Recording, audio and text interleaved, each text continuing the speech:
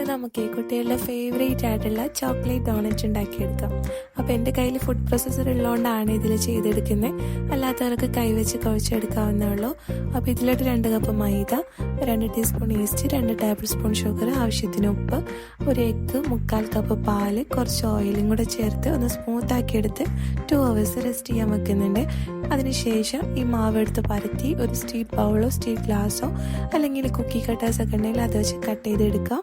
ഇനി ഇത് സെൻട്രലായിട്ട് ഹോൾസ് ഇട്ട് കൊടുക്കുന്നുണ്ട്. എൻ്റെ കയ്യിൽ നോസിലുള്ളതുകൊണ്ട് അത് വെച്ചിട്ടാണ് ഹോൾസ് ഇട്ട് കൊടുക്കുന്നത്. ഇനി ഇത് ചൂടായ എണ്ണയിലിട്ടൊന്ന് ഫ്രൈ ചെയ്തെടുക്കാം.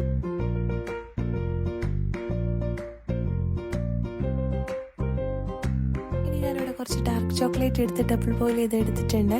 അപ്പം ഇതിൽ ഡിപ്പ് ചെയ്തിട്ട് നമുക്ക് ഡോണറ്റ് കഴിക്കാം. അപ്പം എൻ്റെ വീഡിയോസ് ആദ്യമായിട്ട് കാണുന്നവരാണെങ്കിൽ ഇതുപോലത്തെ ഈസി റെസിപ്പീസിനായിട്ട് ചാനലൊന്ന് സബ്സ്ക്രൈബ് ചെയ്ത് സപ്പോർട്ട് ചെയ്യാം. താങ്ക്